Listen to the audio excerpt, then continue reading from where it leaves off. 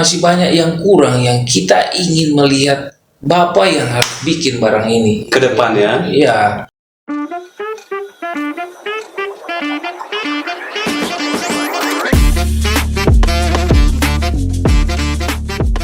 Padahal saya cuma mau bicara begitu, tapi Bang sampai sambung ke depan. Iya. Berarti Kira-kira ini Pak. kita dengar ada ancang-ancang mau mencalonkan. Saya balik dulu dari saya pernyataan yang awal. Oh gitu. Gimana? Kita mau merubah sesuatu untuk masyarakat Iya. harus dengan politik.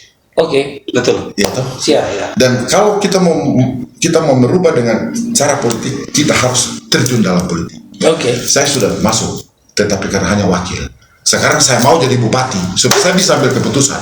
Oh gitu. Supaya pikiran-pikiran yang tadi kita bicara panjang lebar ya, saya bisa tuangkan benar-benar di dalam kebijakan-kebijakan yang harus kita lakukan. Jadi ini sudah fix. dijawab pasti maju ya. Oh maju.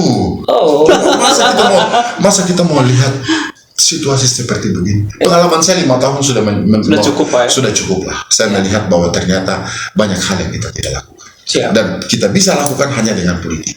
Tetapi harus jadi nomor 1. Ya. Baru bisa. Nah, sekiranya misalnya tadi Bapak bilang akan maju. Ya. Ketika nanti Bapak maju, itu apa yang akan Bapak lakukan? Mungkin terlalu dini kita tanya. Ini betul. Tapi bisakah kita tanya apa visi misinya Bapak? Oh, sangat bisa. Nah, kira-kira bisa nggak diungkapkan? Gas Pak. Sebelum kami tanya siapa calon wakil bupatinya, tapi apa visi misinya Bapak Jadi untuk ke begini. depan? Ya. Sesudah saya ada di dalam pemerintahan kemarin, Iya. saya melihat kita ketinggalan itu 10 tahun. Oh, Wow. Kita ketinggalan 10 tahun. padahal baru menjalani 5 tahun. 5 tahun. kepemimpinan, Tapi kita tapi sudah terlambat 10 tahun. kok bisa? Ini kenyataan. Oke. Ini kenyataan. Iya. Kalau kita mengukur sebenarnya kinerja kita secara keseluruhan, Iya. 10 tahun kita terlambat membangun. Makanya salah satu target saya adalah gerak cepat membangun Mimika. Gerak cepat membangun Mimika itu bagaimana caranya? Menuju apa? Menuju gerbang emas Mimika. Wah. Gerbang emas Mimika itu singkatan, ada singkatannya. Oh. Gerbang emas itu ada singkatannya. Ya. Gerakan kebangkitan ekonomi masyarakat. Gerbang emas. Wah. Gerakan kebangkitan ekonomi masyarakat. Wah, merinding saya ini. Gerbang emas ini. Gerbang emas. Luar biasa. Jadi gerak cepat menuju gerbang emas Mimika. Apa yang kita lakukan? Saya ada 5 misi. 5 misi itu pertama, ini saya bicara umum saja. Iya. Yang pertama terkait dengan birokrasi. Oke. Ini betul-betul kita harus lakukan. Birokrasi itu penataannya, Tata terus kelola semua, ya. tata kelolanya, kemudian pelayanannya, Good governance-nya. good governance-nya, pemerintahan yang bersih, Iya. segala macam. Ini baru ini misi pertama. Yang kedua, yang bahwa kita tuh harus menentukan arah pembangunan ekonomi kita kemana. Iya, iya. Ini yang penting. Yang tadi kita ada bicara panjang lebar, ini kita buat di dalam begitu. Untuk membangkitkan yang tadi gerbang emas, Iya. gerakan ekonomi, gerakan kebangkitan ekonomi masyarakat. Oke. UMKM kita tingkatkan. Ini program utama. Saya jadi pelaksana tugas bupati kemarin, saya sudah bersyukur sekali karena UMKM kita udah hidup. Ya. Tapi habis itu mati suri lagi saat ini. Ya. Orang kemarin sudah yang tadinya ini kita bicara kerupuk saja nih. Kita bicara kerupuk saja. Kerupuk awalnya itu mereka jual saja mau setengah mati. Satu bungkus saja jualnya berhari-hari. Saya jadi pelaksana tugas bupati. Ini saya tidak sombong diri. Tapi akhirnya yang bikin kerupuk dia sampai stres. Dia harus cari kerupuk di mana karena satu minggu orang bisa membutuhkan 1.000 sampai 2.000 bungkus. Wah, Ekonomi sudah datang kembali. luar biasa. Tapi habis itu sekarang Turun lagi, hilang. ini saya baru jalan cek di semua Siap. UMKM. Dan UMKM ini adalah satu gerakan ekonomi masyarakat yang memang harus membuat ekonomi ini jadi baik. Ya. Nah, terus yang ketiga, kita harus konsentrasi di dalam melakukan pusat-pusat ekonomi baru. Jangan orang semua ada di sini. Ya. Ya, Siap. kopi misalnya. Iya. Kopi orang tanam di Hoyak misalnya. Ya. Untuk transportasi bawa kopi besar itu ke Timika, ini butuh biaya mahal. Besar sekali Pak. Besar. Nah, kenapa kita tidak olah kopi saja di atas? Bikin. Awalnya saja kita agak berat membangun ini, membangun itu Iya. awalnya. Iya. Tapi sesudah itu, sesudah jalan murah. Iya. Nah, sampai di sini. Buatan langsung dari Hoya. Ini saya kasih contoh. Terus apa yang nanti terjadi di Hoya? Perekonomiannya jadi tinggi. Orang semua akan ke sana. Ya. Dia mau cari kerja di sana untuk kerja di kopi. Ekonomi masyarakatnya jadi Jalan. Seimbang ya Seimbang. kota dan Ya. iya, oke. Dan yang berikut, yang terakhir, sebenarnya saya untuk soal infrastruktur apa segala macam itu sudah pasti, sudah pasti. Karena salah satunya adalah yang membuat kita mahal itu adalah jalur distribusi. Betul. Ya, transportasi. Kita mau dapat harga kalau bisa di Jila harganya sama dengan di Timika. Iya.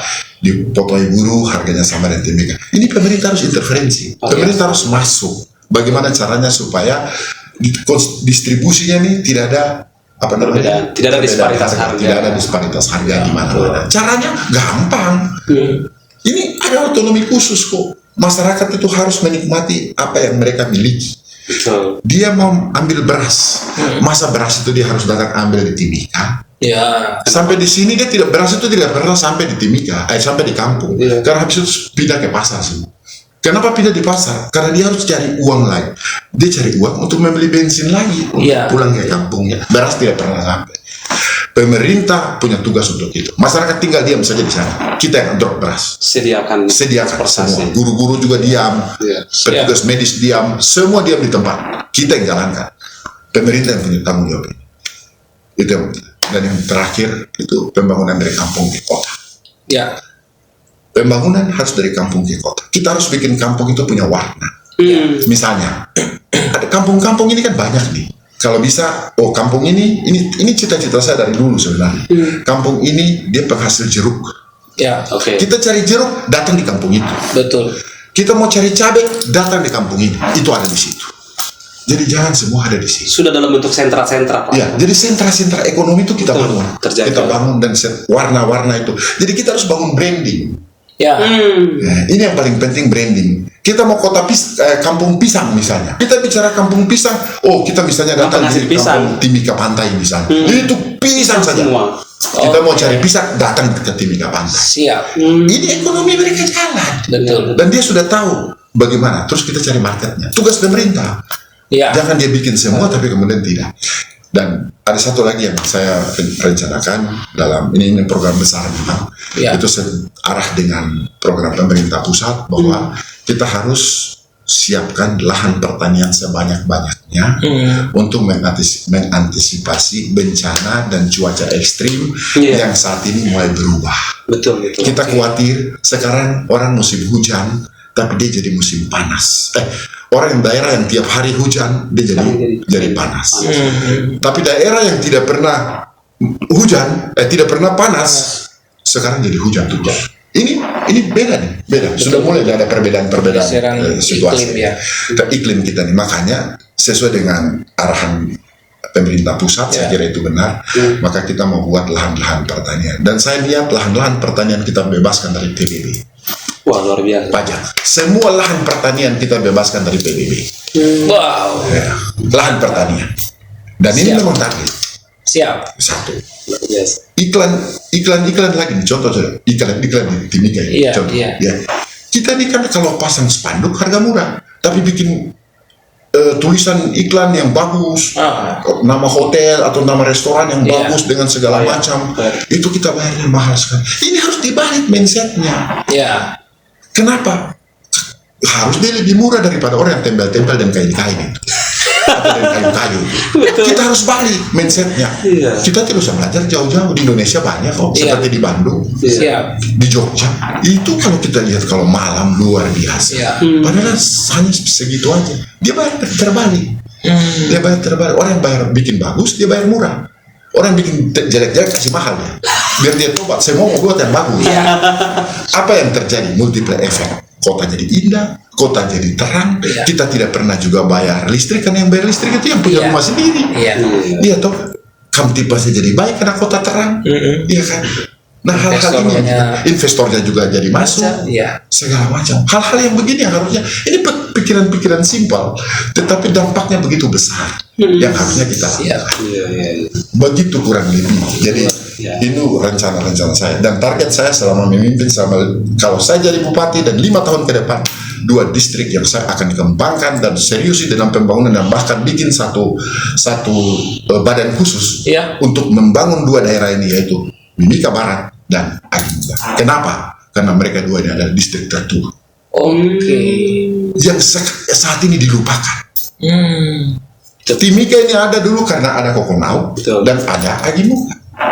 Gerbang masuknya dari sana. Gerbang masuk dulu. Sekarang begitu Timika jadi, kita mau cari Agimuka saja. Hutan, Pak. Hutan. Tapi Kokonau lumpur. Lumpur. Betul, Pak. Dan ini saya akan buat betul-betul 2 daerah ini kita kembangkan. Siap. Otomatis kalau kita sudah buat dia jadi bagus, kalau kita mau mekarkan kabupaten sesuai dengan permintaan masyarakat, sudah ada. Ya, jadi itu ya Bang, apa namanya? Memang ada isu, bukan isu sih, memang sudah ada wacana bahwa ini mau jadi kabupaten. Mimika Barat dan Mimika Timur. Iya, cuma untuk menjadi kabupaten kan harus ada kesiapan di dalamnya, infrastruktur, ekonomi, Ada banyak syarat, SDM dan sebagainya. Ya. Dan ketika nanti tadi Bapak sampaikan maju dan ternyata dipercaya oleh masyarakat, ini 2 Daerah distrik yang Ini akan dibangun. itu Bapak akan perhatikan betul ke mereka Betul. ya. Dan saya sudah bicara 2 daerah ini kita akan bangun, kita akan bikin badan khusus untuk pembangunan khusus selama 5 tahun dia harus jadi, dan nanti langsung dipimpin oleh wakil bupati. Satu lagi, Pak, ada sama ini.